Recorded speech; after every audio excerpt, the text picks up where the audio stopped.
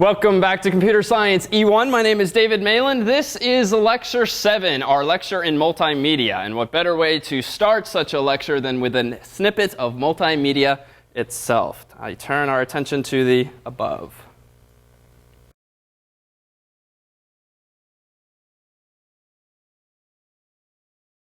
Hello, my name is David Malin, and I'm the instructor for Computer Science E1, Understanding Computers and the Internet at Harvard University's Extension School. You're watching one of our videos of the week. For more such videos or information about this course, visit us on the web at computerscience1.org. Enjoy the show.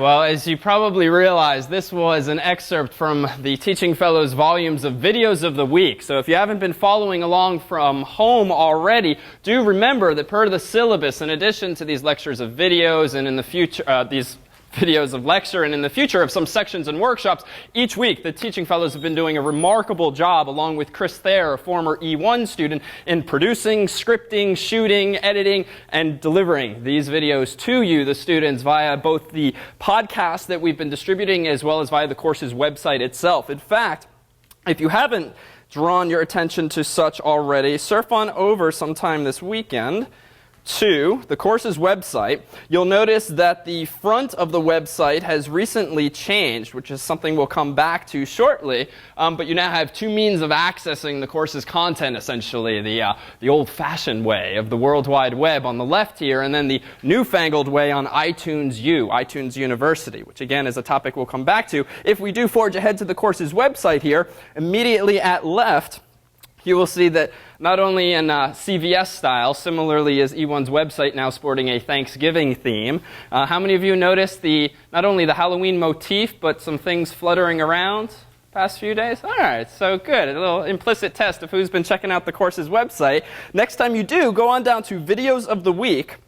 And what you will see is an increasingly large set of these videos. In fact, the Macs versus PCs one that you saw was way back from volume 2. So if that's the first you've heard or seen that, do realize that you're a bit behind on some of this great content. And by no means are these videos required. They haven't been integrated per se to the problem sets. But what they are meant to be are supplements to these lectures, and particularly more focused than these lectures are. Realize, of course, tonight is about multimedia, a fairly broad topic. Our first two lectures were about hardware. Well, in contrast to those broad topics, these videos of the week focus in on very narrow topics in maybe 3 to 10 minutes maximum. And we sort of think of them as bite-sized pieces of knowledge or instruction where I can't imagine when any of you feels up to sitting down to 2 hours of this on your computer or your iPod. But certainly these, delivered by the teaching fellows, is something you can sneak a peek at during commercials, perhaps right after dinner or the like. So do check those out. You can watch them in two different ways. Not only can you download the QuickTime version,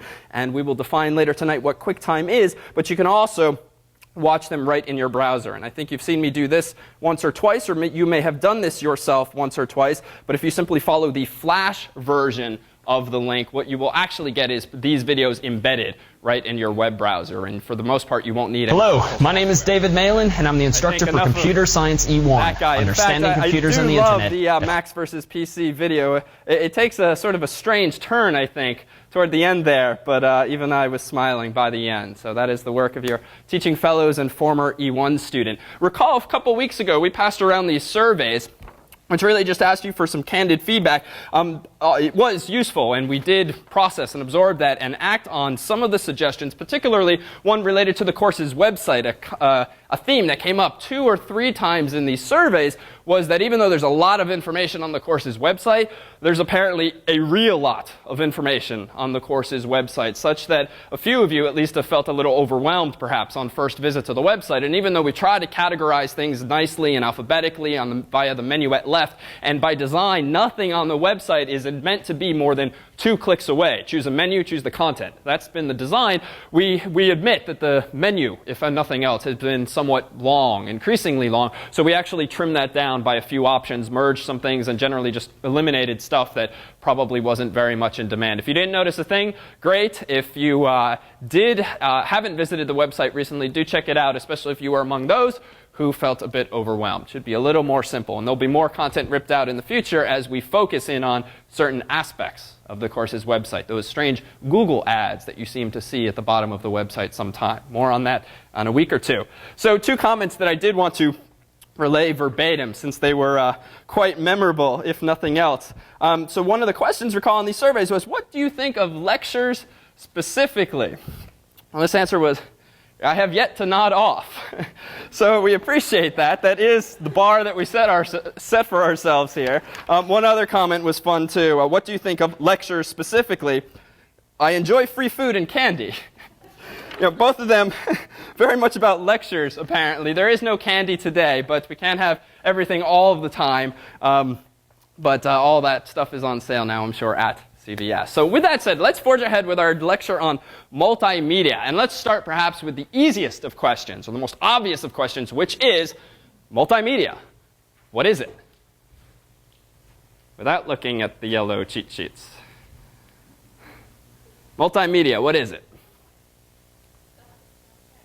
Stuff that's not text. Okay, I'll take that. Let's see if we can elaborate a bit more. That's fair, though. Stuff that's not text. What else is multimedia?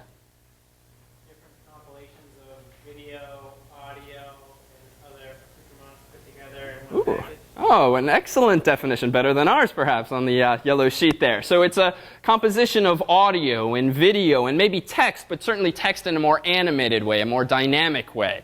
You saw an example moments ago of multimedia in the form of video, which obviously also contained audio. What else specifically might you describe as multimedia? What kinds of files? What kinds of content would you say, hey, that's a piece of multimedia?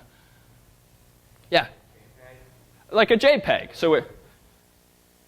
Or sound itself. We'll hone in on each of those topics more narrowly in a bit. When else in this course have we seen examples of multimedia? What comes to mind? Yeah. Videos. Be more specific. What have we seen? Yeah, good. So PowerPoint slides, we can chalk those up as a form of multimedia, especially if you've seen among the more stylistically designed PowerPoints that perhaps have less content and more swishes and zooms and fades and page tears. You can do a lot with PowerPoint, including audio and video. We tend to use them just for the static content up here. Anything else? Skype and Google Earth could be said to be a form of multimedia in that it's sort of interactive, it's graphical. Perhaps in the future you'll be able to do even more than that. But for the most part, there's no steadfast definition that we're looking for here. Multimedia, as the name implies, multiple media, audio, video, animations, text, but in a more interesting way than a simple web page, and so forth. So let's make this more real, especially since you probably see some form of multimedia every day. In fact, at work. This morning or this afternoon. Give me an example of a form of multimedia that you had on display in front of you. Anything at all? Yeah? Different Swift files. Okay, so different shockwave files? SWF files, shockwave files. We'll come to an example of one of those in a bit. What else? What did you have on your screen? What did you do today at work using your computer that you could say, yeah, you know what? That was an instance of multimedia. You got an Evite?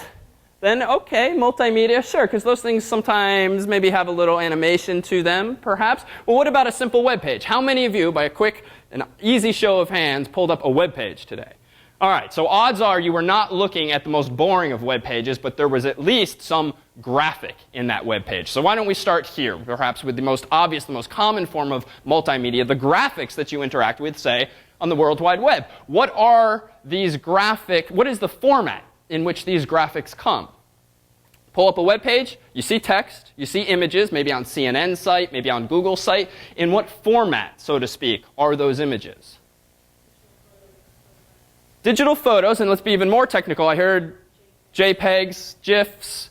All right, so let's start with those and see if by the end of tonight you can't tell a bit to your family or friends about each of these formats, which in and of itself isn't a particularly useful skill to be able to say the GIF format supports 256 colors, including interlaced frames as well as animation, but rather as you begin to progress and do things more technical yourself, whether it's in this course, playing around with Photoshop as you will in due time, or developing graphics, or just generally talking about something that you're seeing on the screen, or describing a problem to someone in a sort of tech support form, well, let's just see how specific you can get in detail. So a GIF is perhaps one of the most common file formats on the web. What do I mean by file format? Well, it's just the sort of definition of what it means to have an extension of .gif.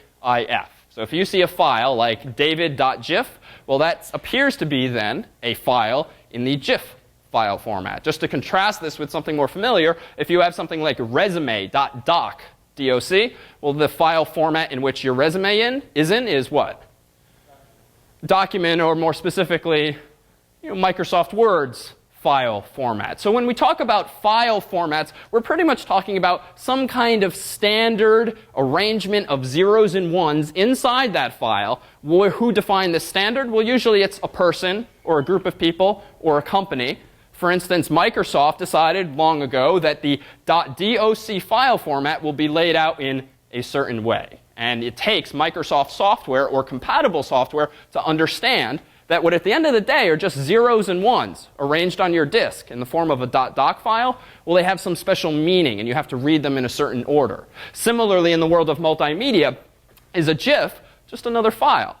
A file on your hard drive comprising lots of zeros and ones, bits, but they're arranged in patterns that sort of define what it means to be a file format. So let's make this a little more, a little less abstract. So a GIF, and you can get these details not only off your cheat sheets, but off of the rapid fire explanation I gave, are interesting in what sense? Just tell me something about a GIF. That you can have a GIF this size or as big as a screen, and Ah, okay. Close. So there were some key components that you just said that are correct, but not quite. So a GIF is lossless. Let's come back to that. Let's come back to that in a moment. But a GIF is just a file format made up of zeros and ones, but it's a graphical file format, to be clear. All right, this is a file format for storing graphics on disk. Well, pretty much any image, any graphic these days on a computer is laid out as a rectangle of pixels. So a typical image might be, for instance, 100 pixels tall and maybe, let's say, 200 pixels wide. Well, what's a pixel? Who's seen a pixel today?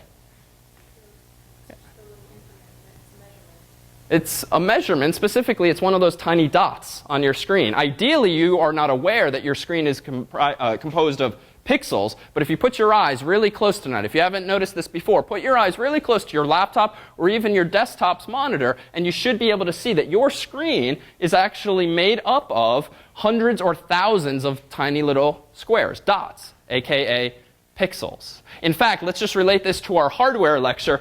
When we have our old-fashioned computer here with a monitor on top of it, what were some of the common resolutions, did we say, for a monitor? What's a common resolution for a monitor? Anything come back to you? Or as of exam 1, is that part of the semester over? Give me a resolution. Anyone at all? A common resolution. What is resolution? Well, that's just the number of pixels across and the number of pixels down.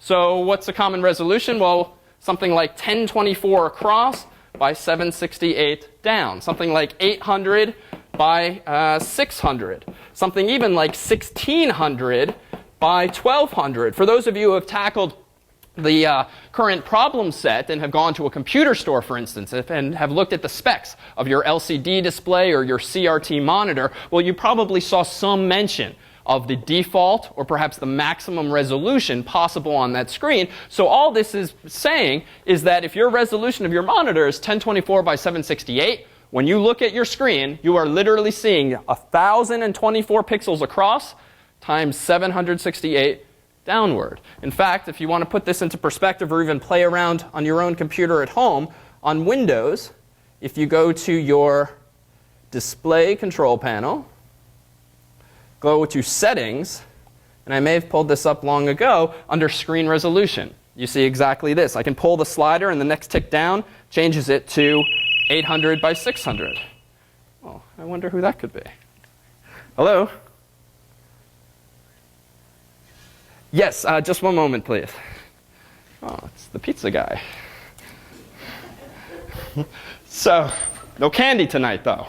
So, if I pull this slider to the left or to the right, that would effectively change my resolution. Unfortunately, this doesn't make for a great demo in class because these projectors are really designed to only work well with one resolution. But if any of you have ever connected a computer at some meeting at work or some presentation at school and things aren't quite working right with your monitor, and maybe when you plug it in, the thing goes blank even though you can see things here and you've hit the requisite keys to make things go there, well, sometimes, though not always, that's simply because your computer is trying to display a resolution that the projector doesn't support. That's one possible scenario. I'm going to leave things alone because it will mess up our projection if I change it now. But again, the takeaway is that you have a finite amount of screen real estate when you're looking at your monitor. And the relevance then to the world of multimedia is that multimedia, specifically graphics and videos, also have resolutions.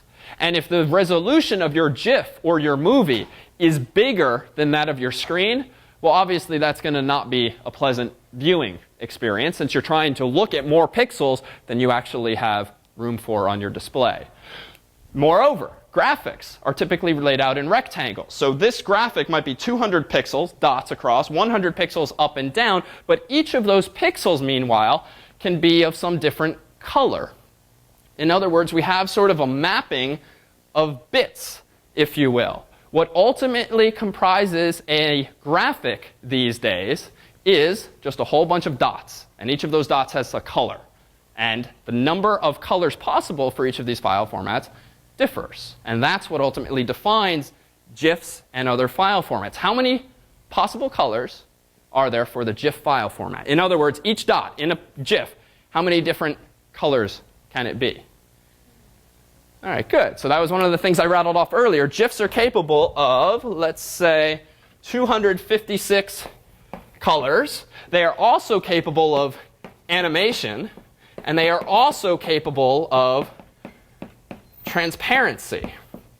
Well, what does this mean? Well, have you ever visited on the web the most hideous of websites where little things are dancing around and things are twirling, and it's clearly made by someone who was a bit overzealous when it came to the development of their site? Well, you might have seen things like, and I'm just Googling right now for animated GIFs, and I'm pulling up a site that, if all goes well, let's say food and drinks category, let's say barbecue and picnics, and if for some reason you would like a running puppy on your website, the only file format that you really have at your choice is the GIF file format, for the reason that it allows you to have animation. Now take a guess. How do animated GIFs work? What do you think's going on that gives it that animation? Yeah. Good. So actually, it's not a group of JPEGs going together. It's a group of GIFs going together. Each frame has to meet the same requirements. But you remember as a kid, perhaps those little flip books, the faux comic books, that if you flip through them really quickly, you get the illusion of animation because each page represented like a frame of a video. And if you flash them through your eyes quickly enough, you get the illusion of animation. Well, that's precisely how that dog is working. Someone has drawn maybe 4 or 10 separate images with each one. In each one, the puppy's legs are in a slightly different position. So when you play them again and again in a loop, you get the illusion of animation. What do I mean by transparency? Well, it would be nice if you wanted to put that puppy onto your web page, for instance, and your web page has a blue or a green background representing grass or representing, say, the sky. Well, things would start to look pretty ugly if the requirement for having animation on your page is that your animation has to be in the form of a rectangle. In other words, if you had a blue sky and green grass, and to put this puppy on the grass, you had to put a white rectangle with the puppy running inside that rectangle, sort of defeats the purpose of having some nice multimedia in the first place. So what's nice about GIFs, and in your section on Photoshop this coming week, you'll get to experiment with this if you so choose. GIFs also support transparency, which is to say you can specify that a certain part of the rectangle that your image ultimately is actually supposed to be transparent. And whatever else is on, say, the web page should be allowed to shine through. And this is in contrast with other file formats. What is perhaps the second or the just as popular file format on the World Wide Web? JPEG. All right, so a number of you rattled that off earlier. What is JPEG good for? Photograph. So how many of you have a digital camera, for instance? So for the most part, when you have exported those photos to your hard drive and then maybe uploaded them to Flickr or to KodakGallery.com or other such sites, odds are you are uploading, or at some point you're converting your photos to the JPEG file format. The reason being, JPEGs support millions of colors. Contrast that with 256. It's hard to capture the spirit and the color of an arbitrary photo of people and landscape and so forth if you only have a palette of 256 colors at your disposal. JPEGs, by contrast then, allow you to have millions of colors, but they don't give you animation. They don't give you transparency. So it's a sort of trade-off. Yeah?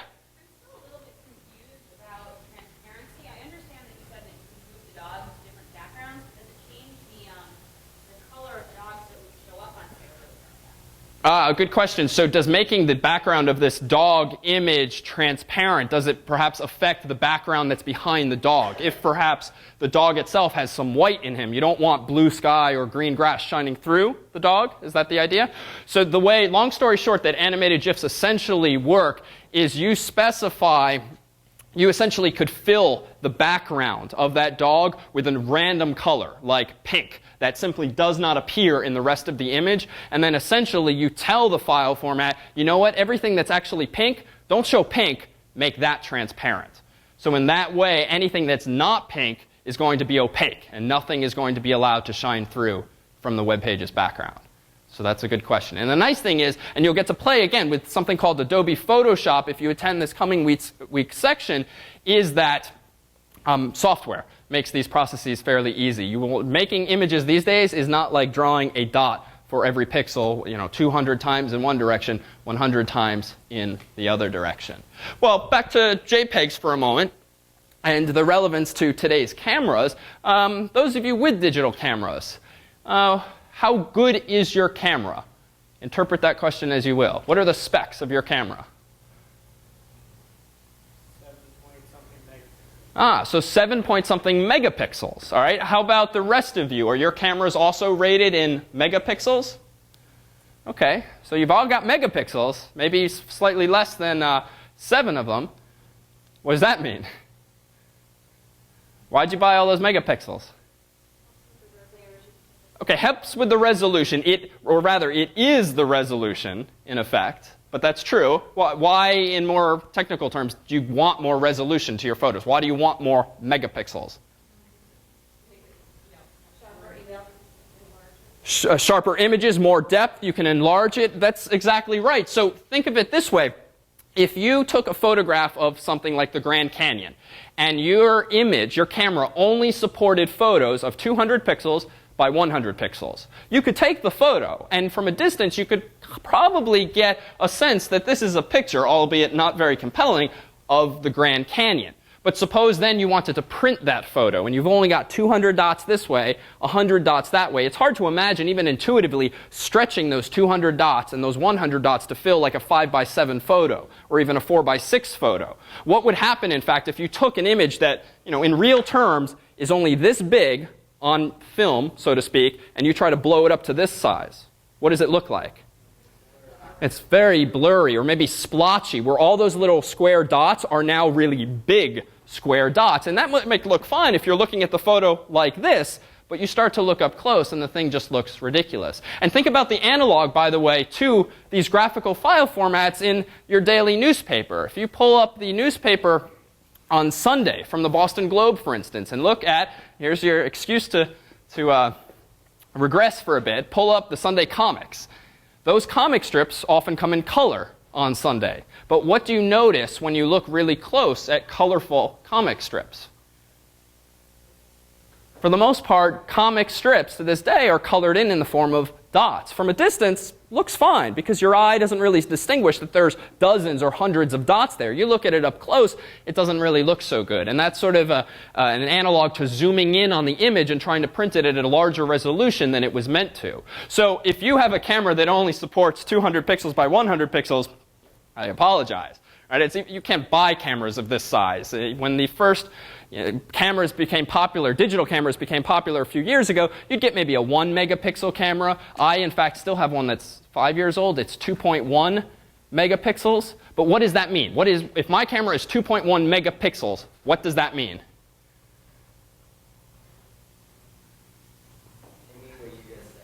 It means what I just said. So yes, it means you can print them bigger, you can zoom in, you have better quality, but now relate it to this, like 2.1 megapixels. Well, that seems to be unidimensional, one-dimensional. It's the area. So when the Canon companies of the world and Sony says that this is a 2.1 megapixel camera, that essentially means if you multiply the resolution's width by the resolution's height, what you get is roughly 2.1 million. If instead we use Eric's camera, which is much newer clearly than mine, he has 7 some odd megapixels. That means that he's presumably got way more horizontal pixels, way more vertical pixels. And the beautiful thing about that is that you just have sort of a bigger canvas on which to draw that photograph of the Grand Canyon. You can crop out portions, and if you have enough of these dots, well, even if you just take a snippet of it, maybe that's enough resolution, enough dots to go to press with them from like KodakGallery.com. He can perhaps zoom in on just part of it too and crop away parts he's not interested interested in. So in short, if you're in the market for a digital camera, or perhaps finally realize, oh, that's why I paid for the more expensive digital camera, what you get is, one, more quality, but also sort of more flexibility, more discretion. For me, if I want to go to press with my photographs, I pretty much have to frame it the way I want it, because I don't have the luxury of opening that photo later on my computer, opening a program called Photoshop, tweaking things, zooming in, cropping out, because I just don't have enough dots, enough paint to play with and to manipulate. Yeah, question in back. So I guess my question is that if you have a camera that has, say, 7 megapixels, you have a large width and a large height, but it would not be a situation where the pixels themselves are more narrow, for example. So in images that, there are images where the pixels are actually more compressed. And so my question is the image more compressed, or is the image just a wider in scope? The image, when you have more megapixels or larger resolution, the image is literally larger. There are more pixels going this way and more pixels going that way. Wider lens? No, you're simply getting rather than, so for instance, suppose I frame Ray here with my camera, and I'm using the real cheap camera with just the Ray, the only guy eating the pizza, mind you, right now. We'll do that in a minute or so. So if I just frame Ray with my really cheap camera, and essentially I'm shooting Ray and, let's say, Dan and Eugenia here. Well, 200 pixels across do I get? 100 pixels up and down do I get? Well, Ray, let's say, just fills the bottom corner of the photo the way I framed it. So think of it as I only now have one. Ray's trying to get out of the photo. So think of this as meaning that I only have, because of the way I framed my lens, 1 pixel to devote to Ray. And the other 199 this way and the other 99 this way are being used to capture Dan and Eugenia and part of the wall. Well, that's if I have really low resolution. So if I then look at that photo after taking it on my computer, Ray is in effect going to be represented as just one reddish dot.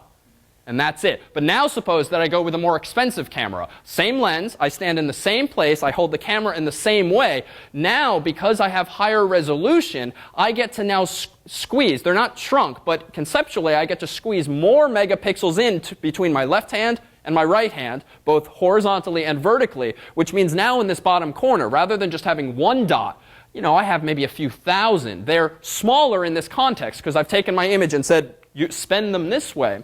But now I have a few hundred or a few thousand dots so that I can capture more of what's going on here with Ray. I can see the dots on his shirt and the remaining slice of pizza on his plate and so forth. But even though I'm framing it this way and shrinking them conceptually with my hands, when you go to press, it's like printing a photo that's this big. You're just spending them, and you're zooming in effectively and spending those pixels in a more effective way. Yeah? Wait, is it possible to compress certain places more than others? Good question. Is it possible then to compress the image in certain places more than others? In theory, yes, right? If I'm not that interested in getting Ray in this photo, but I'm trying to be nice and keeping him in frame, but you know what? Spend most of the pixels on Dan and Eugenia. Let's just spend that one red dot on Ray. In theory, yes. But this is what a file format does for you. The JPEG file format, beyond just being a sort of standard for how the zeros and ones are laid out, it also specifies how you compress an image, what you do to compress an image. We'll come back to this in a bit, but the short answer is that yes, that's possible. You can compress different parts of the image in different ways, but that's not something that you, the photographer, tend to have discretion over. That's a function of your camera and its implementation of, say, the JPEG standard. I don't think I can hold you off any longer. Why don't we take a 5-minute break here? There is 6 cheese pizzas and 4 pepperoni pizzas, less 2 slices in back, along with some plates. Feel free to bring them to your seats, and we'll resume in a few minutes. All right, we are back. So lest you be wondering why we just served pizza, this is a thank you of sorts from the Harvard Institute for Learning and Retirement. Recall that this past Sunday, one of our E1 sponsored workshops invited a number of you, and as well as the staff and I, to work with some of the members of Harvard's Institute for Learning and Retirement. And we had a great time helping some of those folks learn how to master the internet. 2 students among you, Dawn and Ray, were kind enough to join us, as well as Chris from last year. So this pizza is a thanks of sort, not only for their participation, but also just from ILR for their appreciation of how the day went. So thank ILR, maybe a few years from now if some of you choose to join them after E1.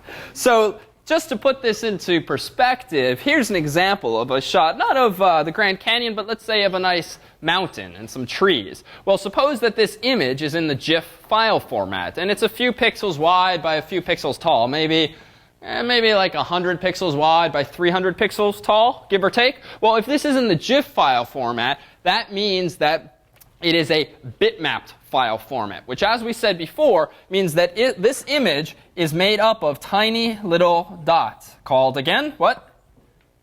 Called pixels. So the problem, though, if you represent an image like this photograph here using a GIF file format, or even the JPEG file format, because the JPEG file format, too, is a bitmapped file format. It's good for photos because each dot, each pixel in a JPEG can be any number of millions of colors, which means you can get much nicer gradients, whereas GIF only has 256 to work with. But both file formats are bitmapped, which means they're composed of pixels.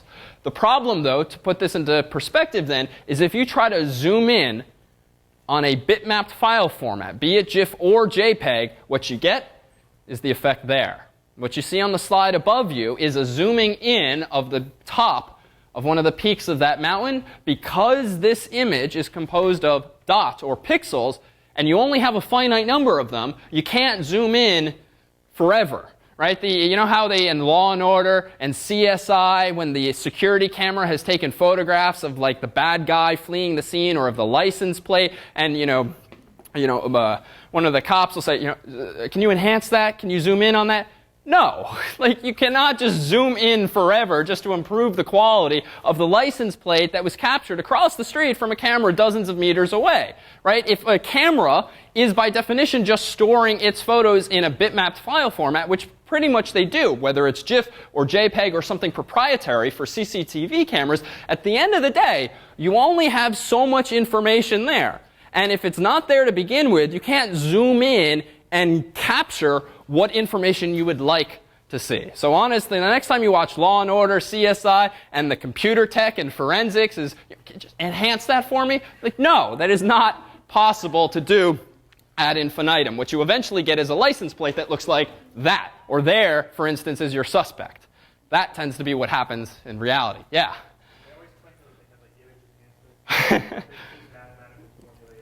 They claim that, yes. So yes, it is certainly true that with software and with intelligent software, you can interpolate information and you can kind of smooth out an image and maybe get a better sense of what the license plate is saying by sort of smoothing things out so it's not as blotchy as this. But at the end of the day, if you only have a fixed amount of information to start with, you can't come up with new information. And in effect, this is what these programs are doing, and it's an interesting question for court, because if you have computer-enhanced images, computer-enhanced is another way of saying the computer added information or changed the information that you were given. And while that might help in a practical sense, giving you the first 2 digits of the license plate, and that might be admissible, for instance, as an ID of the suspect, probably couldn't or shouldn't hold up if things are sufficiently blurry in the first place. Or a good defense attorney could pick holes in something like that. But the takeaway for our purposes tonight is not so much why Law and Order, one of my favorite shows, and CSI aren't so realistic, but rather to at least relate it to, again, those images you've been seeing on your web page. Well, if most of these file formats that you see every day, GIFs and JPEGs, are bitmapped, well, what's the alternative? Are there file formats in which you can zoom in ad infinitum and get just a sharper and sharper image, even of just a small piece of that image? Well, yeah, there exist graphical file formats that are based not on bitmaps, horizontal rows and columns of dots, but rather vectors. Now, this is just a way of saying that you can implement graphics using mathematical formulae. In other words, rather than representing a circle of the sun as a circle of dots literally drawn in a bitmapped file format like this, well, wouldn't it be better to take advantage of some of the algebra or geometry you might remember from high school and say, well, actually, I know that the formula for a circle is x squared plus y squared equals r squared, the radius. Well, wouldn't it be nice if in your graphic you don't represent circles as dots? You literally represent them with formulas as circles. Well, what does this imply if you desire to zoom in now on that sun? Well, if you're representing a circle with a formula, all you have to do is plug in bigger numbers to that formula and you'll get a bigger but still perfect circle. By contrast, if you try to zoom in on a sun comprised of dots, what you start to get is what we saw a moment ago. You get blotchiness. So what you have here is an example on the second slide is a wireframe of sorts of some blocks of cheese. Well, there's no mathematical formula to my knowledge for a block of cheese, but you could certainly break it down into things like circles and triangles or fragments thereof. So what this wireframe is suggesting that rather than representing this block of cheese, if it's in a vector-based file format with just dots, rather let's break each of the components of this picture, each of the shapes within the picture, down into some polygons, circles, squares, rectangles, straight lines, and so forth, and embed that information in our file format. So if you want to zoom in, all you do is scale things, and you scale them in a way that the quality, in effect, is preserved. Let's take a look at that in this example. A gentleman earlier mentioned the shockwave file format, a file format ending in .swf. This is a file format for animations, essentially, which means it's not just graphical necessarily. It can also have audio embedded in it, but it's a file format in which an example like this is stored. So here is,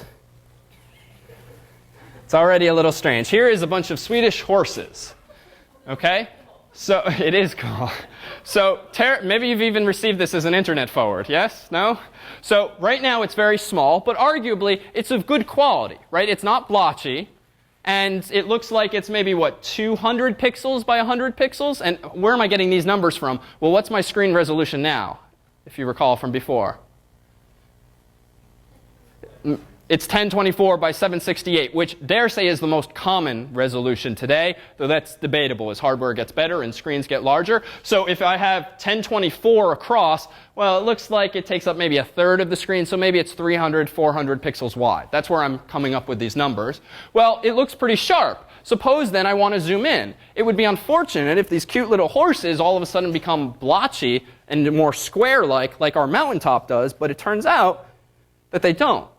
In fact, this probably looks even sharper now because we're really spreading out how the dots are being spent on the screen or how they're being computed. If I zoom in even further, making this full screen, it's a pretty sharp image. In short, even if I had a bigger monitor, I could keep scaling this again and again and again, and it would still, the lines, the curves, the colors would still look just as sharp because these horses and everything around them is being represented somehow or other mathematically, not with just dots. Now, this in and of itself might be cute. Wait till you see this. How many of you have seen this? 1, 2.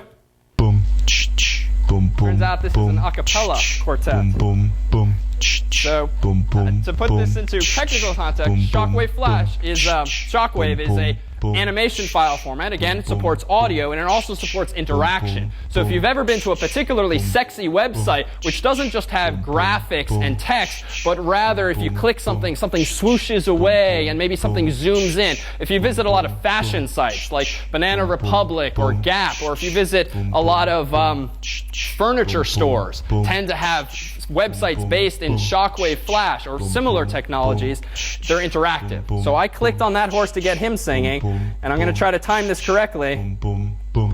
I got it wrong. That's not bad. Okay? That's wrong. Let's try again. Not bad so far. I think we have to add the soprano, perhaps?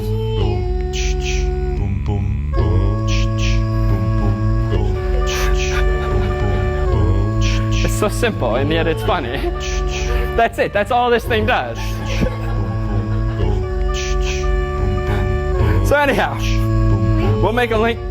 This will perhaps be one of the most popular links visited after this lecture. But that is an example of a file format that doesn't just use bitmaps. It actually uses vectors. And by vectors, we mean mathematical formula. Mathematics in some sense, such that the visual upsides of that usage are quite clear, or hopefully more clear from an example like that. Well, where else do mathematics come into play? Well, this isn't a graphics class, and so we won't go into detail as to how the latest and greatest video games are made. But certainly, if you've looked over your kid's shoulder at the latest PlayStation game or GameCube game or even PC game these days, these graphics are far beyond the pole position and asteroids and Donkey Kong that at least I grew up with, which were very much more bitmapped types of games. Well, these are three figurines here that perhaps just capture the spirit of how some of today's games are implemented, whereby characters are not just implemented like Mario and Luigi were in the first Nintendo as just a bitmapped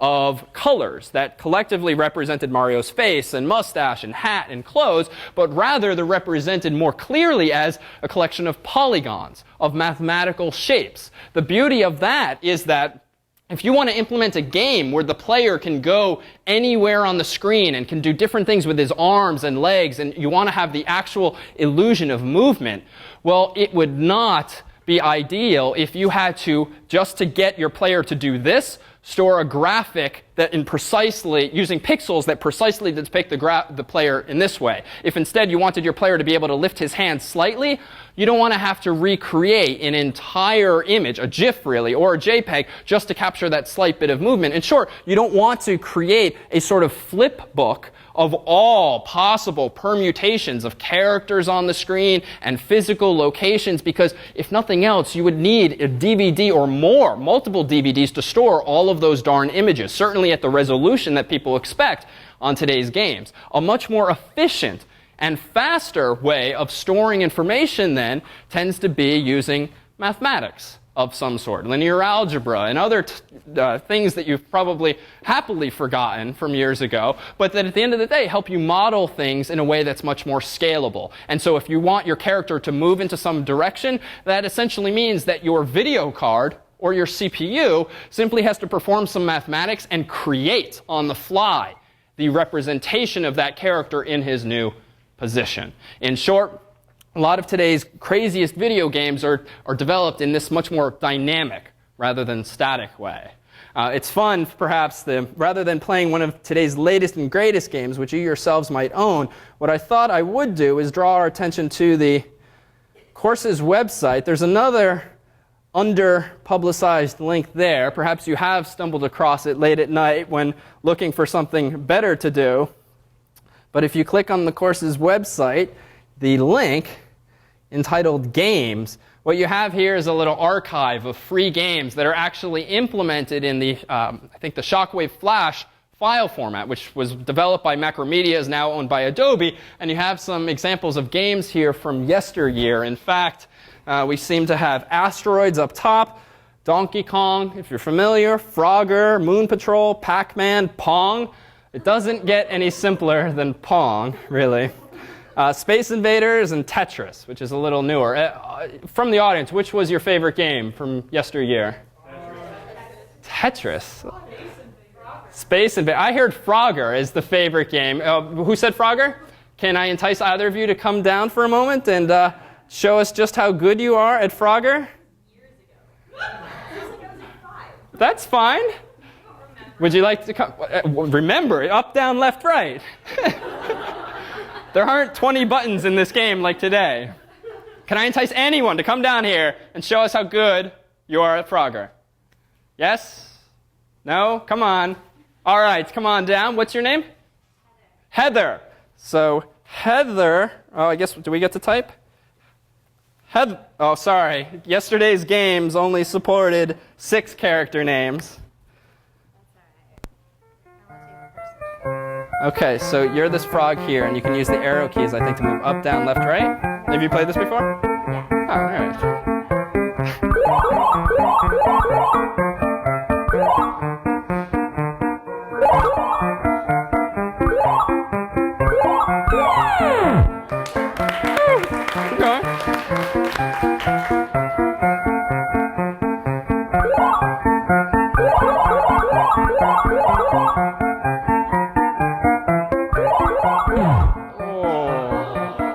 Try once more.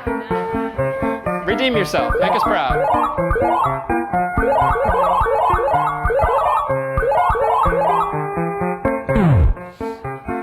Once more. Extra life. Once more.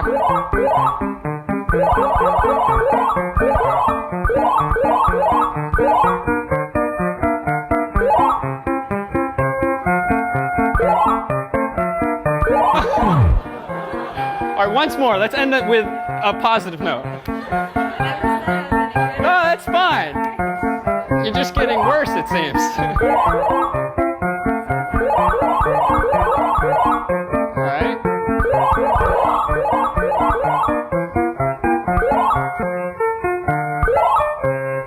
All right.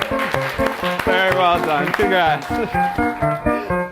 All right, so there's plenty of other games there that you can play with later, but what are some of the takeaways? All right, can we spin this as an academic exercise? So what was interesting about that game in the context of all this stuff? All right, it's definitely bitmapped, right? I made the thing so big on my screen that you could see that everything was the result of putting little squares of color together, green for the case of our frog. What else did you notice? So very flat, two-dimensional, right? There's animation, but when Heather was hitting the up key, that whole GIF or whatever it was back in the day was just moving entirely up, a few pixels. It wasn't gradually sliding. It's certainly much easier and much more efficient to just have these things jump across the screen. Unfortunately, the frog's moving relatively short distances, so it looks like he's just taking one fluid step, when in reality, he's hopping from one step to the other. And there's nothing in the middle. Anything else come to mind?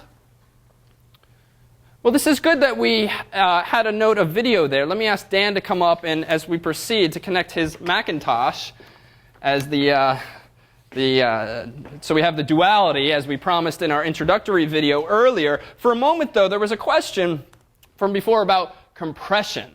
And I said, we'll come back to that later. But the nice thing about these graphical file formats, both GIF and JPEG, is that they are quote-unquote compressed.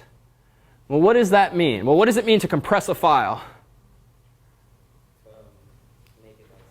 Make it smaller. To make it smaller.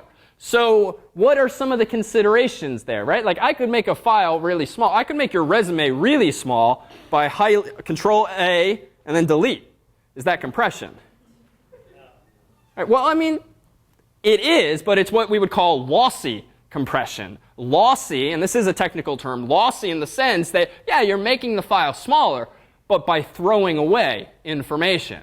So it's sort of a corner case in that, yeah, you can make the file smaller if you get rid of the file's contents altogether, but that's sort of an extreme case of what is in fact done today. Well, what rather do you want to keep in mind? When you compress a file, what are your concerns then?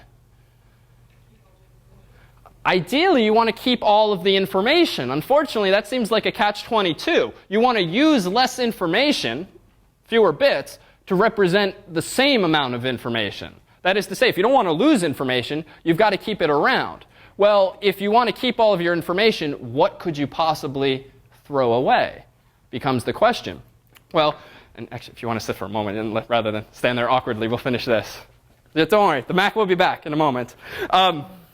So how can you do it? Well, consider this. Here is a flag of Germany and a flag of France. Suppose that I store both of these images as GIFs, which means, again, they can only have 256 colors maximally. That's fine. We only need 3 for each of them, so that's not a constraint. They can only be bitmapped, therefore. So essentially, these flags, though you can't quite see it, are made up of a bunch of little dots. Left, right, top, down.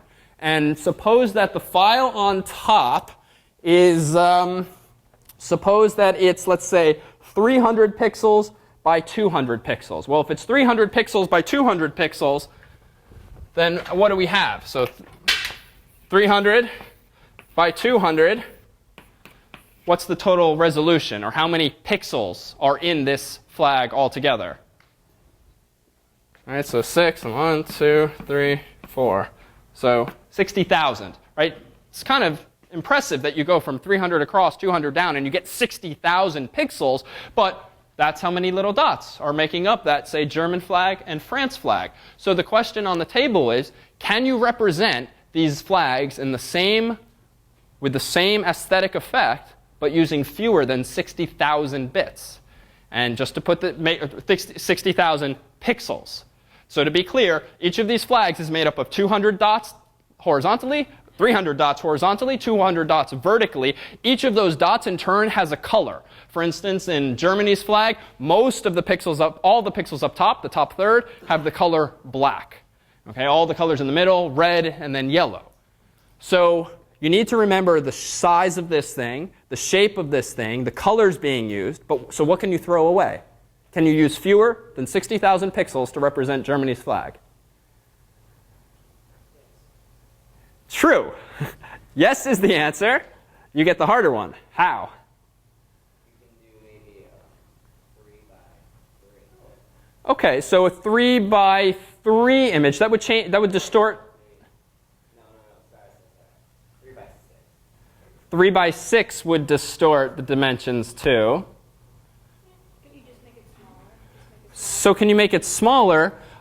You could certainly in this case. What do you mean by smaller?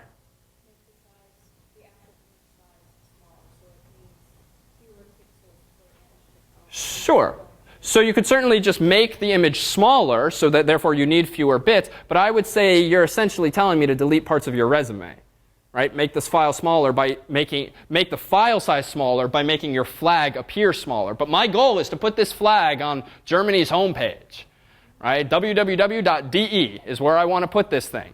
So I want it that size. I want it really big. I can't cheat and save space by just making the flag smaller. Let's go to question back or suggestion. I was going to say that the way that I would do it, and I could be wrong, is I would represent each pixel as a number in a larger matrix, and I would multiply it by a scalar to make it larger or smaller.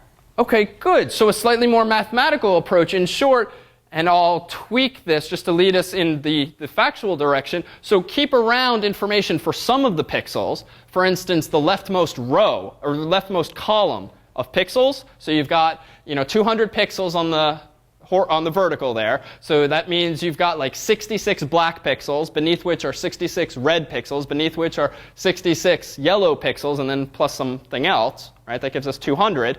So what if we just stored that column and then said, you know what, multiply this column by 300? Well, would that do the trick? Well, if you think about it intuitively, there's a lot of redundant information in that flag. What is redundant about the flag? It's just solid bands of color. But in effect, with GIF or JPEG, as we've defined it thus far, you're essentially saying, if you're storing it as a bitmap, make this pixel black, make this pixel black, make this pixel black. And you're doing this 300 times. Then you're going back here, stepping down this way once, and doing it 300 more times, eventually saying, this one is red, this one is red. Then eventually you get down to the yellow. This one is yellow. I mean, You could just scale the borders, and you just represent all the borders as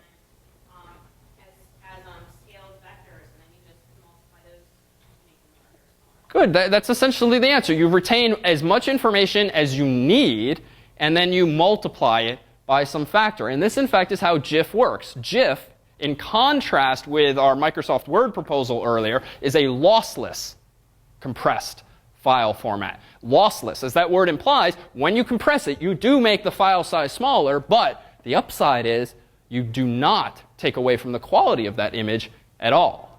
Well, how is that even possible? Well, in effect, all of the GIF file format needs to remember for Germany's flag is that the leftmost column is 66 black pixels, 66 red, and 66 yellow, then one extra pixel left over. Then multiply those by 300.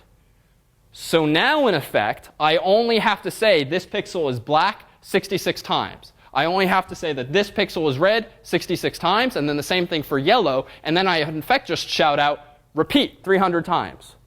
And you can say that, just as I could verbally, so much more efficiently than you could by just repeating yourself 300 times by 200 times.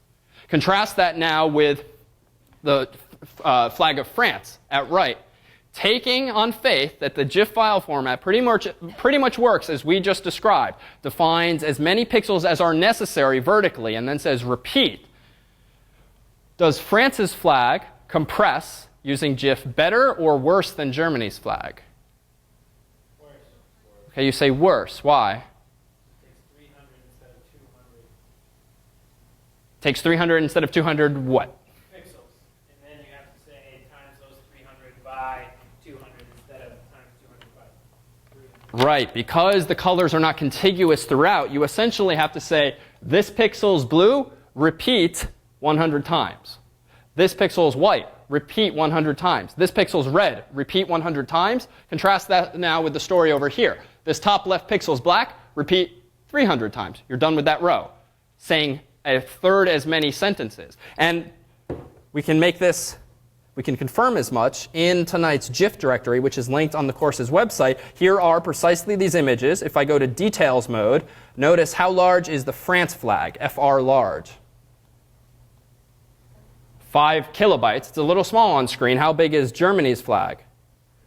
3 kilobytes. So we have a bit of empirical evidence here, too, that the mathematics do, in fact, corroborate the conceptual explanation we gave a second ago. Yeah? So it only goes from left to right, then, as far as compressing. It can't be top down. Correct. So the GIF file format is designed to read this left-right manner. Let me pause for a moment. Let's sit still, unless you'd like to grab a piece of pizza, and we'll swap out tapes. But let me take a question or two offline now. Anything at all? Yeah.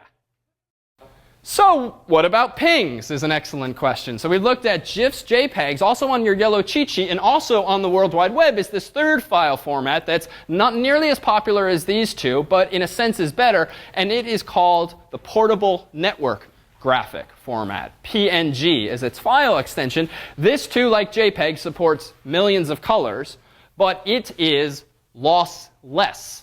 So think of this sort of as an amalgam between what GIF and JPEG offer. Moreover, ping is not encumbered by various patent issues that the company that invented the GIF file format for a while stomped their feet about people using it without paying royalties to them to output these GIFs. So ping was partly a response to that. That particular issue is not so hot anymore. So the short of it is that GIFs and JPEGs remain the most popular file formats today. And if you would like even more technical detail on any of these three, and actually a really good resource would be just the computer dictionary link on the course's website. Type in PNG, type in GIF, type in JPEG, and you'll get back some more technical detail from the Webopedia site as well. Well, how else might you compress information? Or what are some of the other considerations? How about this apple? This apple is on a blue background at left. How much of that information do you need to keep around? Well, just to reiterate what we considered verbally with the flags, you pretty much only have to keep around as much information as is currently in the right-hand version of this image. Right? If you're saving this as GIF, you've got to remember a column of blue, and then in effect, and the details of this are not so important for our purposes tonight, but in effect, you can say, you know what? Anything that's just white, fill it in with blue.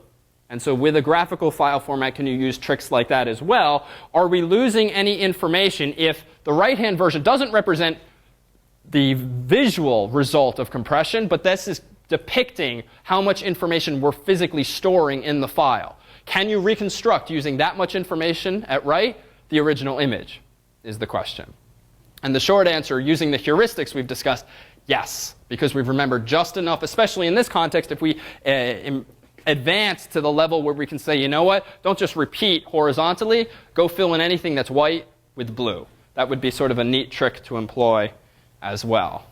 Well, graphics are one thing. We've seen a tad of audio. We'll come back to that. But video is certainly in vogue these days. And as bandwidth speeds increase and people have faster connections to the internet, and as disk storage gets even cheaper, you see sites like Google Video and YouTube, the last of which we've pulled up an example a couple of weeks ago. What video did we watch on YouTube? Yeah, it was that hard drive where some guy had opened up his hard drive but still left it in operable condition and deleted all those files. Well, that was an example of YouTube. YouTube uses a file format called Flash Video to store all of their videos. What this means for you, the user, is that the wonderful thing about YouTube and say Google Video today, and even E1's website, if like before I did, you click the Flash version of our videos of the week or the lectures, you don't need special software. Because where did that video of the week start playing? right on the course's webpage, right? There was no prompt to say, do you want to open this or save this? There was no new window that came up. It was just the course's website with the video embedded therein. Now, that was a bit of a white lie. You do need special software to play Flash videos. You do need special software to play Frogger, as we did before. But according to a company called Adobe, 97.2% of computers on the internet today are thought, according to their marketing folks, to have what's called the Flash player installed already. What you've seen happening these days is when you buy a Dell or you download software from Yahoo or Google, a lot of these companies tend to embed other people's software into your computer for you, and the result of which is usually kickbacks of some sort or some financial gain for them. But the nice thing about this, because the browsers have done this as well, most of today's browsers, if you install IE or you install Firefox, they too come with support for Flash. That is to say, they come with the plugin, quote unquote, that allows you to play those videos inside of them. So back in the day when this was not as popular, you would instead, upon visiting the course's website, if you don't have the Flash plugin installed, you'd get like a broken icon. Or you'd get a prompt saying, you need this plugin, do you want to install it? These days, we've reached a point where so much stuff do you get for free automatically when you buy your computer or download some other program that you have the illusion of everything just working seamlessly. But contrast that with, for instance, QuickTime. QuickTime is the file format in which we played Dan's soapbox at the start of tonight's lecture. And if you recall, we did need a special player for that. A new window came up, and that was the QuickTime player made by Apple. QuickTime player, by contrast to Flash, does not come on every Windows PC these days. Rather, if you have wanted to download the course's podcast, you may have, in fact, had to yourselves go to apple.com and download iTunes or QuickTime. Funny thing is there, even Apple does it. You download iTunes, guess what you get for free? QuickTime, right? So good and bad things about that, but for practical purposes, it tends to be a useful thing, that this stuff just seems to work. So why don't we motivate this foray into video by pulling up a video? I know what's about to happen, so I don't want to be the guy on video, or ironically, but I need another volunteer who wouldn't mind being not only on video, but also on video, and ergo video.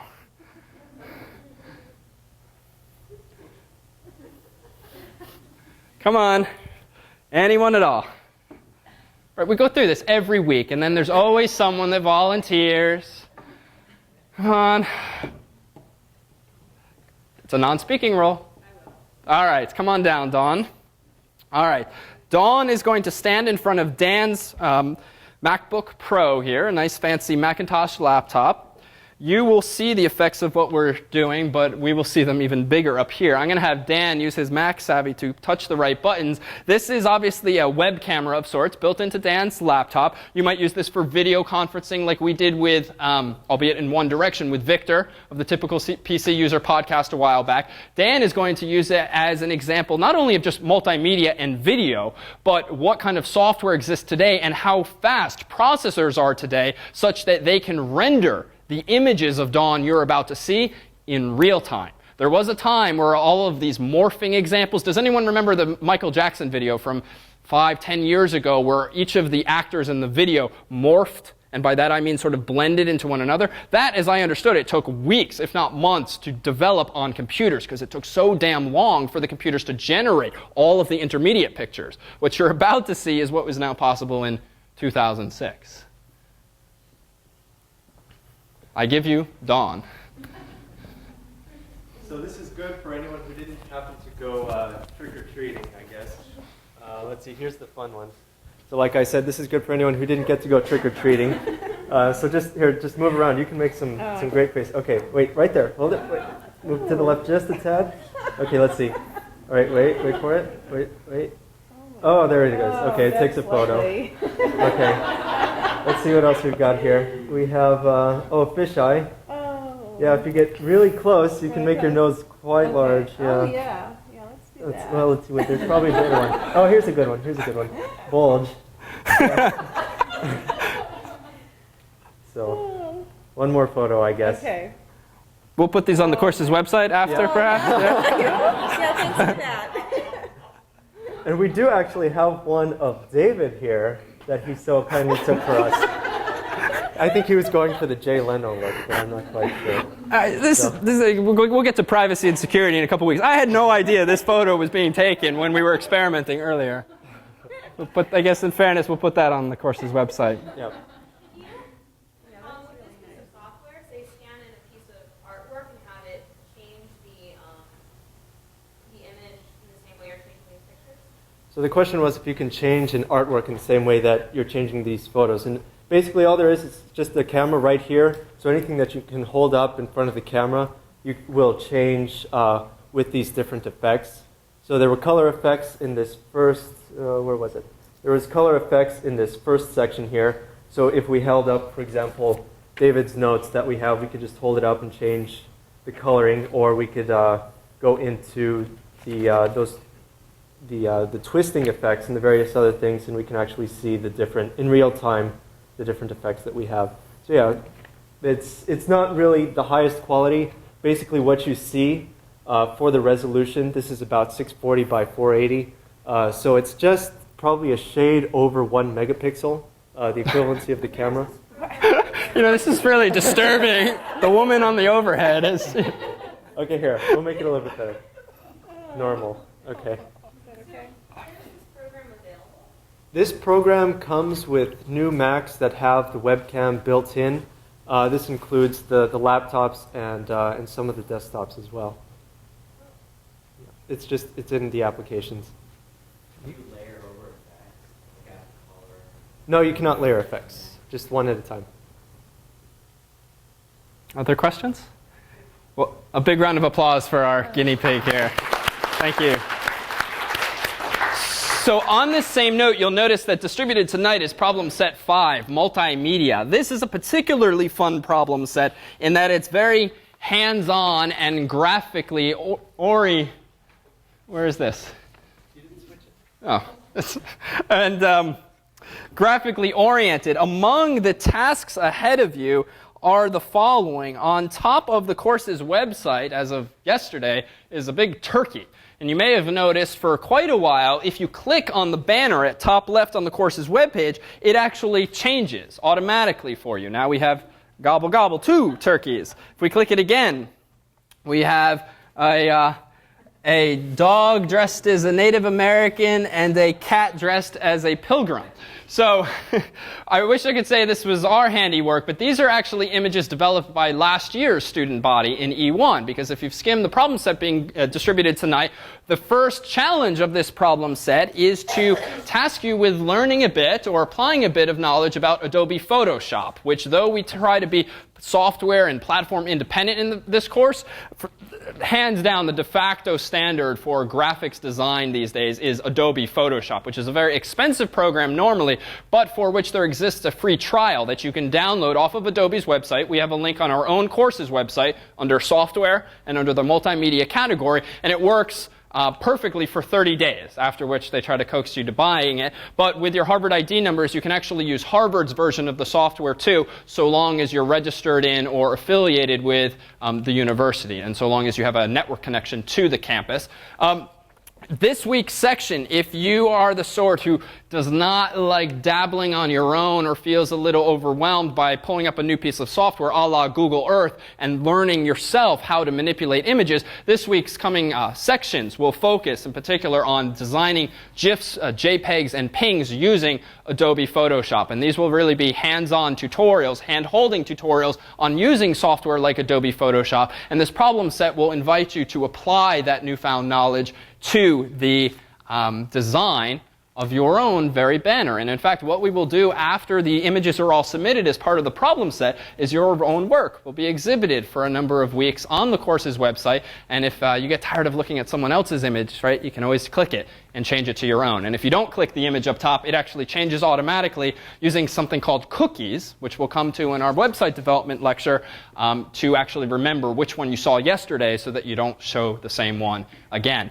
Moreover, as extra credit in this problem set, you'll notice specifications toward the back of the shape of a mouse pad. So each semester we have a contest of sorts whereby for extra credit, any number of students are welcome to submit candidate designs for this semester's fall 2006 a mouse pad, so long as the mouse pad somehow embodies this theme of survival of Computer Science E1 per the specification. We will then enter you in a voting process that we'll have in a few weeks after this problem set is submitted. You, the audience, will vote on your favorite design. At the very last lecture, you, and as well as our distance students, who we'll take good care of via postal mail, will walk home with a souvenir of sorts from E1. As if the candy and pizza weren't enough, we'll give you something non-edible to remember the course by. And that will be the mouse pad that wins the popular vote. And that'll be coming up in the form of this problem set 5. Let me also draw your attention to the blue handout tonight,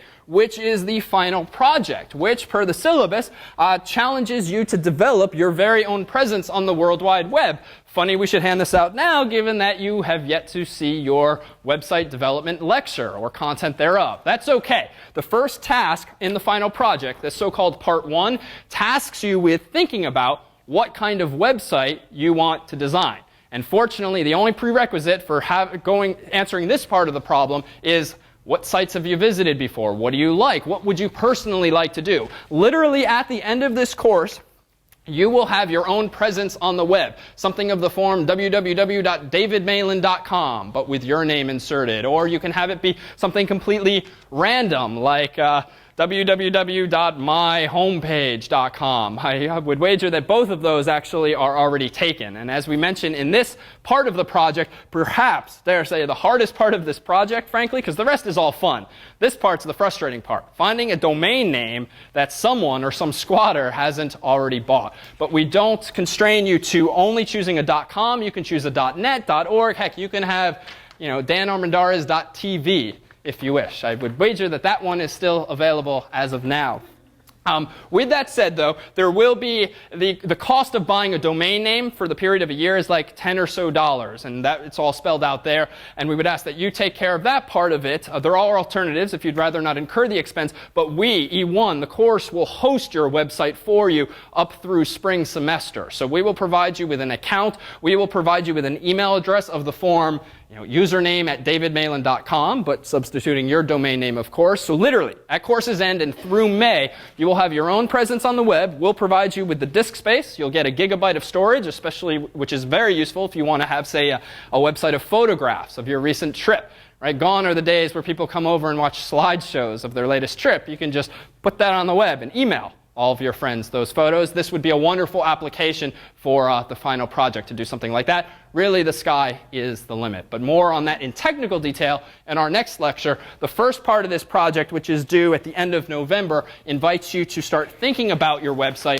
and also to choose your domain name, because we'll need a week or so to set up on our end all of your website domains so that you have some place to put all of your content when you start writing HTML yourself. So any questions on that? Just let us know. In the meantime, any questions on this or another thing? Yes? No? Yes? No? All right, so let's go back to where we began. If we pull up the very first clip from tonight, this was this so-called QuickTime video. QuickTime is a video file format that was developed by Apple. If you have a Macintosh these days, you already have support for QuickTime installed, which is to say, if you visit some website and they say, hey, download this video, it's in QuickTime format, all you have to do is download that video, double-click it, and it will start playing. If by contrast you're on a PC, odds are you first have to go to apple.com, download the software, install it, and then you can double-click on the .mov file, which is the file extension for QuickTime movies, and then it too will play. This software here that I just pulled up is the so-called QuickTime Player. It's the software that Apple developed, and if you want to play QuickTime movies, you need this software or compatible software. When I click play, what it starts playing is that video of the week that we began tonight doing. But rather than play this again, I'm going to go up to its window menu and choose Show Movie Info. And there's a bit of interesting information here. It's a little small for you to see, but is it big enough to tell me what the resolution of this video is? What's the resolution of this video?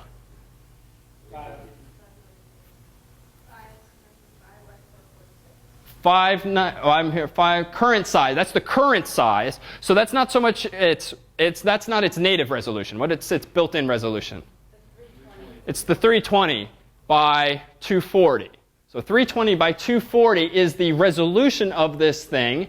Ignore, for tonight's purposes, the 356 by 240. But 320 by 240, that should sound somewhat familiar, at least if you multiply that by 2. What do you get if you multiply those dimensions by 2? 640 by 480. So we're back to a sort of 4 by 3, or roughly 4 by 3 aspect ratio if you do the math there. Which is to say that these videos that we're distributing are actually pretty small. Right? When we blew up those Swedish horses, they filled the screen quite nicely and quite clearly. By contrast, if I blow up this video, the projector doesn't really give you a sense of just how blotchy things get, but can you already tell that at this resolution the text becomes a little blurry? And if we say fast forward to this, well, this stuff's not bad. It's pretty clear, but it's also it's a little, well, we'll pick this one randomly. So tell me about this photo. Critique this photo. Ignoring the subject. But talk to me in technical terms. What's interesting about this? Anything?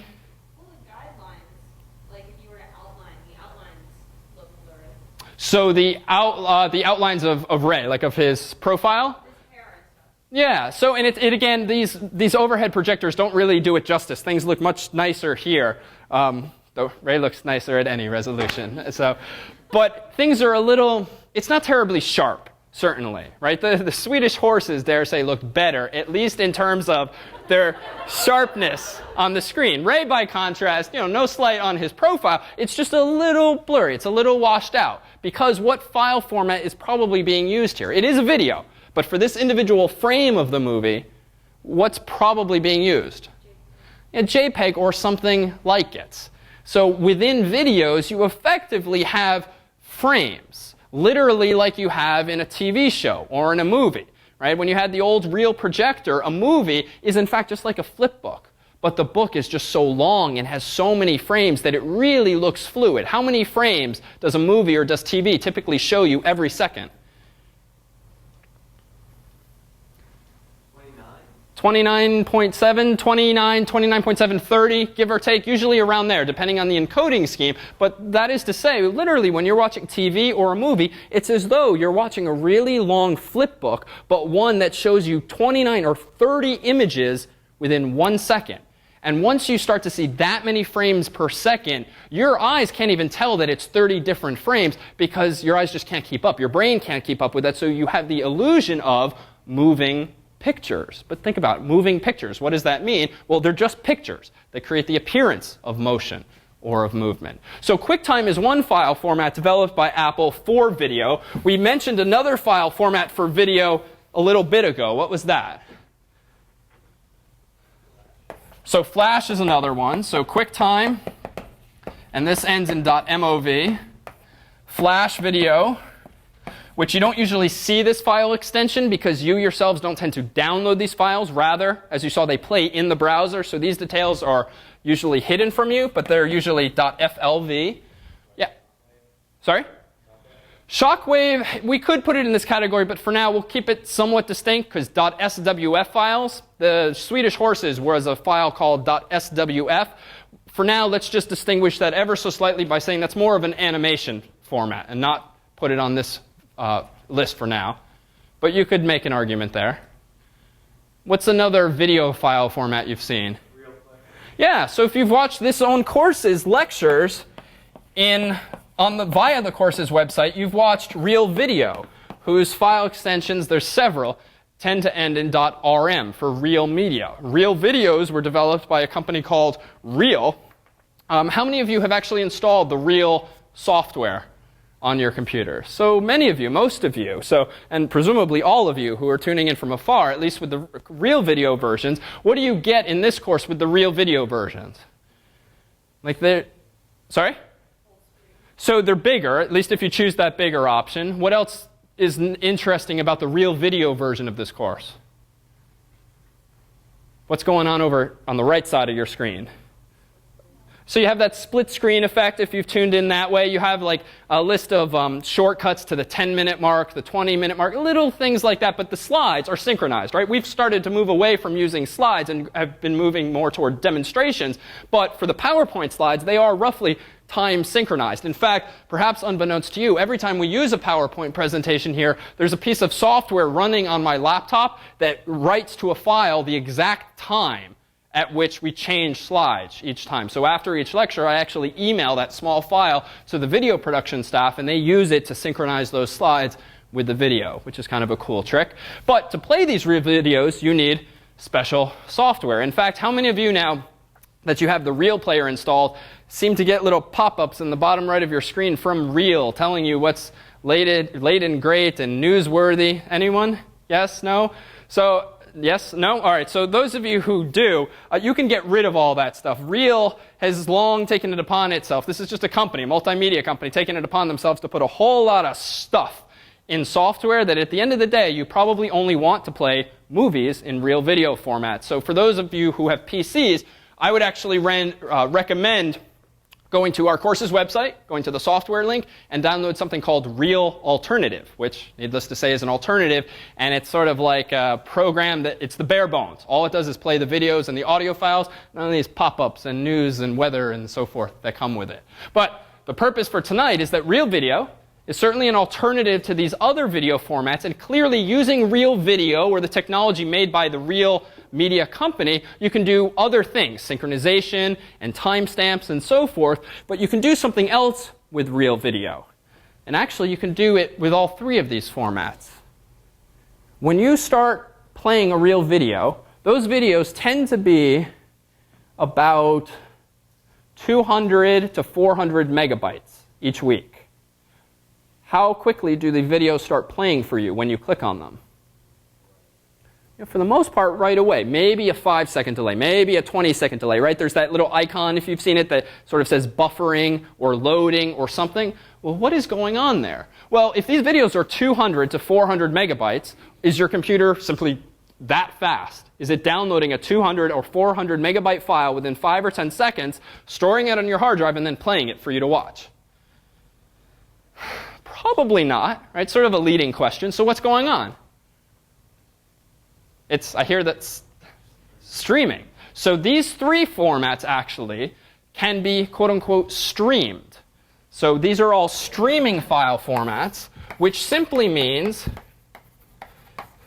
that you can start playing them before the files are downloaded in their entirety. Which is to say, when a program like Reel is buffering, or when a video is loading, even when you go to like Google Video or you go to YouTube, what those websites do is they start to download just a bit of the video, and then once they have a buffer of like 5 seconds or 10 seconds, then you get to start watching the video. And as you're watching the video, the program is ahead of you by 5 or 10 seconds, downloading the next 5 or 10 seconds. Sometimes, though, as beautiful as this setup is, what happens to you, the user? What do you see? Right? The video, it starts jumping or just stops, and then you watch some little annoying icon or whatever, and then eventually it starts to proceed again. Well, why in the world, if you buffer for 10 seconds and then start watching and you continue to buffer ahead, how could my two hands ever meet?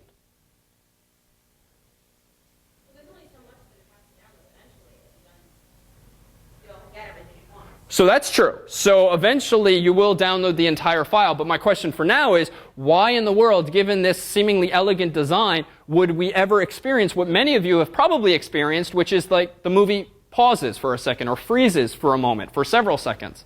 Why can sometimes real time catch up to where the file is still being downloaded? Memory? Be more specific. Be more detailed. Okay, not bad. It's not that type of memory that's so much at issue. A suggestion back here? So yeah, I mean, intuitively, that's got to be what's going on, right? The movie is playing faster than it's being downloaded, which is to say 10 seconds of buffering just wasn't enough. Well, at first, you only needed to wait 10 seconds to download 10 seconds of video, but you know as well as I do that sometimes the internet just slows down. right? Or there's congestion at routers. We already know that because of IP, routers can drop packets altogether. Well, if the packets get dropped and you're using TCP, for instance, to transport this information, what does TCP guarantee, did we say a couple lectures ago? It'll do what? Well, it'll retransmit that data. But if you're going to have, if that data is going to be retransmitted, well, someone's got to wait for it, and that someone is you. And that's why sometimes these programs would stop. There's a difference here, though. Notice that all of the videos that we've been discussing, for the most part, are pre-recorded. Right? We record them either right now and we'll put it online by tomorrow or Friday. The videos of the week that the teaching fellows have been shooting, well, those are produced each week and then they're put online a week later in the entire volume. So what if, by contrast, you're trying to watch a baseball game live or a presidential address live or listen to it live? Well, similarly, can you tune in these days via the internet to live music or live video broadcasts? In fact, the groovy music that we tend to play at the start of lectures is the result of my pulling up iTunes, which is a multifaceted multimedia program today. If you've never used it before, it's fairly straightforward. On the left, there's a link these days to radio, and then you see all these different categories. And notice, what's the column described as here? A stream. So what is a stream? A stream is sort of an available feed of bits that you can tune into. And they're streaming in the literal sense. They'll start coming to your computer, but you're going to tune in wherever that stream currently is. And so in effect, what these are is online radio stations. And if I go to ambient here and choose, which one do we usually use? Oh, you usually listen to Groove Salad here in E1. I think this would be the last night you listened to Groove Salad, since it's starting to sound like this. But this is a radio station that is streaming itself over the internet. Those of you who like Boston radio, there are a number of radio stations even in Boston where if you don't have access to your car radio or your stereo, but you are sitting at work perhaps with headphones on your laptop with an internet connection, some of these local radio stations actually allow you to tune in via the internet, and they just stream out the information that way. An interesting thing to note is that there seems to be 3 different versions of Groove Salad here. What's the distinction among these 3 lines, if you can see the small print? Yeah, so kilobits per second. So good. Here, too, is sort of a building block from a few weeks ago. What does this mean if the one we're tuned into, per the little speaker icon there, is apparently has a bit rate of 128 kilobits per second? Finer sound. So the more bits per second, just intuitively, the more information you're getting, which means the better it sounds. That's true. And what does it literally mean if this stream is 128 kilobits per second? What is my computer doing each second? It's downloading 128,000 bits every second. And with a decent internet connection, that's fine. If instead I were on a slow internet connection, which is hard to simulate since we do have a pretty fast connection here, well, sometimes bits might get dropped, or maybe the server would get busy and it just can't keep up with the demand right now. So what might happen? Well, we could buffer again and again, but when you're talking about live feeds, like a presidential address or a baseball game, or really a radio station, which by definition streams in real time, right? It's not like TiVo where you download it and play it back later. Radio is sort of by nature real time. Podcasts, by contrast, are like offline radio, to make a simple distinction. Well, what would you rather happen during a baseball game if your whole purpose is in trying to watch this game live, albeit over the internet, or your whole purpose is to listen to the game live over the internet? Would you like your software to, well, wait 10 seconds, let me buffer, and then I'll show you what happened 10 seconds ago, right? It's a great way for you to lose bets, right? If this is how you're tuning into the game, betting someone else who's watching live TV. So by contrast to a lot of the stuff we do in the course, which really you do not need to know about computers and the internet right now, right? It's okay to wait until tomorrow. It's okay to wait 10 more seconds, 20 more seconds. But if you're watching something that by nature is meant to be live, like a baseball game or like a radio station or presidential address, well, you'd probably rather the software do what in those instances? Stream it, yes, but streaming just means deliver those bits in real time. But what's the problem? Server gets busy. Router starts dropping packets. So that's a clever idea. If it's just not possible to get all of those bits to your computer, what could you sacrifice? Well, you could just turn the thing off, right? That's a wonderful way to compress the information. Just stop playing Bush's speech. Right? No comments.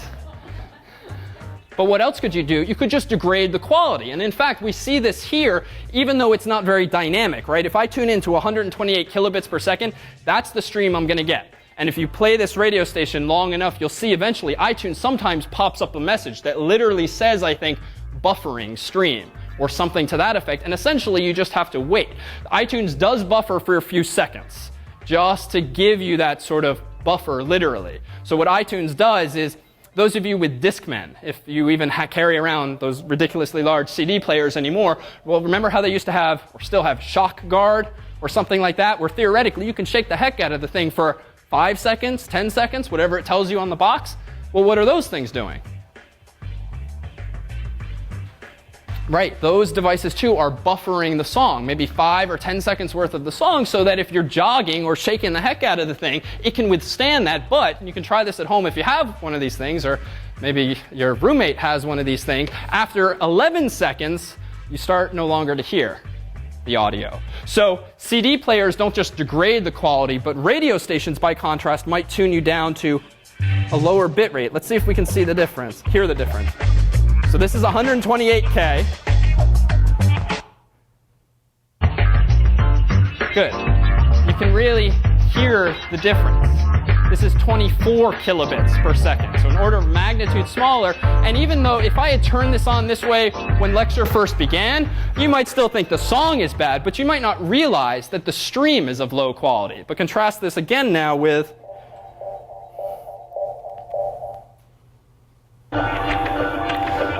okay, this song sounds bad at any bit stream, really. But the point, hopefully, is clear. So to recap, streaming technology just lets you watch a video in near real time. But if you're watching something that by definition is live, you tend not to just get this buffering effect. Rather, the song will degrade in quality. Or what's one other option for a baseball game? Annoying as it might be, if your goal is to continue watching this game live, what's another option the software could do besides just degrading the images or the quality of the announcer at the game? Drop bits. And so what a lot of these streaming protocols and programs do is if they just can't keep up with you, you'll just miss that sentence that Bush just spoke. Or you'll miss that save in the game because it's a trade-off. The designers of the software figure, well, this guy would probably rather we just forge ahead rather than get out of step with real time. Other video file formats that you might be familiar with. AVI is another one. And I'll jot this on the board. We won't spend as much time on here. You have a whole cheat sheet, if you would like, on your yellow sheet tonight. AVI is another older file format. Another popular one, DivX is popular. Those of you who deal in online movies or downloads thereof might be more familiar with that. MPEG. In fact, how many of you have ever watched an MPEG 2 movie before? 2 of you. 3 of you. Anyone else? Okay, we'll spin it. This is always going to be a trick question, right? So how many of you have watched a DVD before? Bam. All of you have watched an MPEG 2 video. So we've been talking all of tonight about file formats. Well, all a DVD is a piece of plastic that has a bunch of bits, pits and lands, if you recall, stored on it. In what format are those bits? Well, DVDs use this format. And it's just a standard for video, and it's pretty high quality. But when you start talking about things like Blu-ray and HD DVD and all of these things, for the most part, they're not necessarily just talking about differences in hardware. They're also talking about different schemes for encoding the bits. And what does that mean? It just means different options. Just as GIF and JPEG gave us different features, so do different formats for video give you different features that at the end of the day aren't as important to you, the user, because for the most part, when you, the user, pull up a website, you don't usually have choice over the format of the video. It's either watch this or not watch this, though some websites do let you choose the formats, including our own. But let's pose this one question about video before ending on a quick chat about audio. You've got a video. Clearly, these things are big. These lectures themselves are how large, did we say, in terms of videos, in terms of bits? Large. Good E1 answer. So this 5 seconds of awkward silence, how many bits did we just waste on those tuning in at home? So each of these videos, which clocks in around 2 hours long, less break time, are about 200, 250 megabytes. That is compressed. That is watching these lectures in 320 by 240 resolution at 32 kilobits per second audio. It's a funny thing that this music sounds so bad at 24 kilobits. Well, and maybe I do myself sound bad at 32 kilobits, but voice does not need as high of a bit rate because I'm just not, I'm just not delivering that much information per second, so to speak. But how do you get away with using, it's up to you. Well, how do you get away with using fewer bits to store video? Well, what's the analog to our graphical world? Well, consider these movie frames. So suppose that at the top, you have sort of a reel of film. And that film has captured the act of some RV driving past a house and a tree. Well, how in the world, if you want to show users that same reality, that same event, can you do it in fewer bits? That is to say, rather than keeping around a bitmap for every frame, can you throw away any of the bits? Well, what does the top reel of film suggest one technique is for compressing video? Referring to a previous frame. Good. So just like GIF sort of uses within one frame, within one image, this sort of cheat sheet and says, hey, that was blue, make the rest of this blue. Similarly, can you do that trick in video, whereby you have what's called interframe compression. Like an interstate highway goes within multiple states. Interframe compression goes within multiple frames. Well, if you already know from the first frame what the house looks like, what the tree looks like, why do you need to keep that information around again? And so what file formats like these tend to do to compress themselves losslessly is just throw away the stuff that we can just repeat from before. But there's a lossy approach too to interframe compression. What could you also do if you want to save space but still give a pretty good approximation of reality? Skip frames, right? And the answer is right there. You can skip frames or drop frames altogether. Now, this doesn't mean drop half the frames and then show the video twice as fast, because that wouldn't fly too well. But think about the Frogger game that we saw before. That, in effect, had skipped frames, right? At one point in time, the frog is here. The next moment, when Heather clicked the up mouse, it then went there. But we didn't see anything in between. So in spirit, that's sort of like interframe compression that's just skipping frames. You don't know what happened to the frog between here and here, but your eyes and your brain sort of decide, he clearly went from here to here. Besides interframe compression, you can also do intraframe compression, inferring simply from these two reels here, what is this very much like? Well, it's sort of like the previous example, whereby what's changing on the bottom reel, for instance, from frame 1 to 2 to 3 to 4? Right, in this case, there's no background, yes, but what that suggests is that we don't need it. We don't need the several thousands or tens of thousands of bits that might otherwise tell us what the leaves' colors are and what the petals' colors are. Why? Because the flower's not moving, the bee is moving. So in this way, could we similarly compress video, but in this case, are we losing information or is this lossless? Lossless? Lossy? Lossless?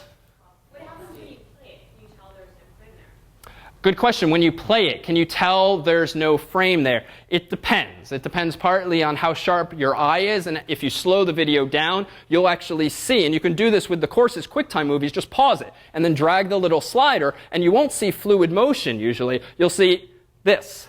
So yes, you can see it depending on the precision with which you can navigate the video. So I hesitated to say that this is lossless only because, as of this frame, do we know what that flower looks like in its entirety? Well, I mean, as of frame 1, if this is the start of the video, just looking at this bottom reel, technically we don't know what is behind that bee, right? probably, just if we let our brains fill in the blanks, what is it? It's another pink leaf and maybe some more yellow to the center there. But that's interpolation. And we said this earlier. What can a computer do to sort of get the CSI effect and zoom in ad infinitum to the license plate? Well, it can sort of interpolate and guess, this looks like this and this looks like this. I'm going to guess that this thing in the middle is like the average of those two things. It's a little purple and it's a little yellow, and so a video could use a bit of lossy compression and just fill in those holes for us. It's ultimately a trade-off, but it's the file formats that decide how best to do this. A final note, we've looked at audio tonight. We've heard a bit of audio. Consider, though, the following. There are multiple types of file formats for audio. What is the one that most of you, or many of you, have probably downloaded before? So MP3s, right? This is sort of what's on your iPod, often, though not always. Apple has its own format for that. MP3s. This is what was popularized by Napster. If you weren't quite tuned in to what was going on or didn't really know much about computers and the internet back in the day of Napster, which was, like 98, 99-ish, give or take, what was all the rage was the sharing, illegal perhaps, of MP3s. MP3s, actually, as trivia, is MPEG 1 layer 3, though that's technical detail that is not terribly important. But this is only to say that it's related, even to the stuff we've been talking about. An MP3 is just a file format for audio.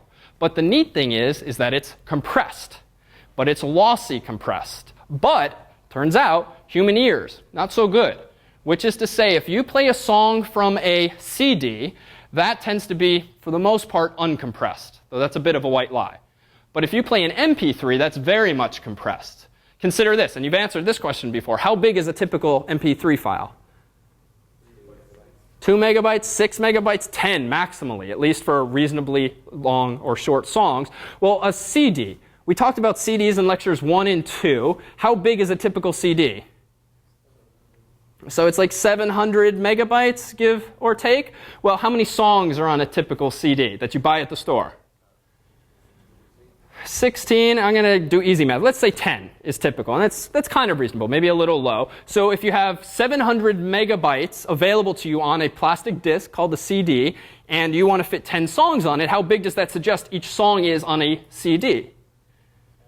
Roughly 70 megabytes. That's pretty big. Downloading a 70 megabyte file is not so fast on a lot of internet connections. But an MP3 is how big, did you say?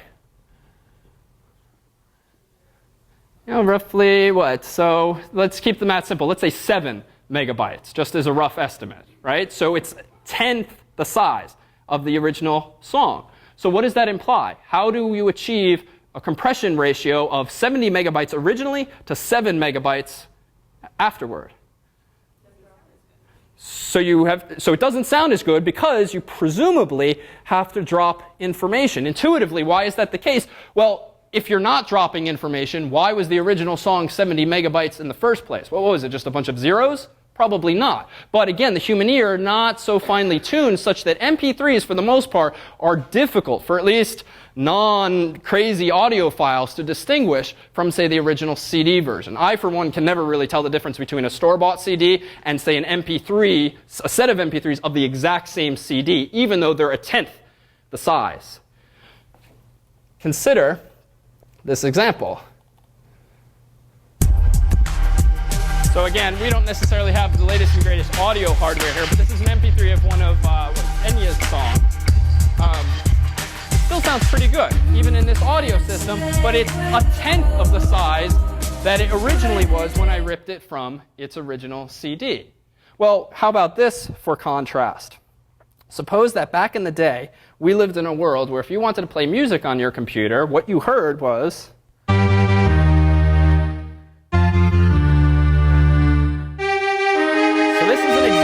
What's called the MIDI file format. Those of you who are musicians and might have digital keyboards at home and compose music yourself, typically you're storing the songs you compose in MIDI format. MIDI essentially, M-I-D-I, stores the musical notes, A, B, C, D, and so forth, sharps and flats, in some kind of file. And then your computer just plays them back literally.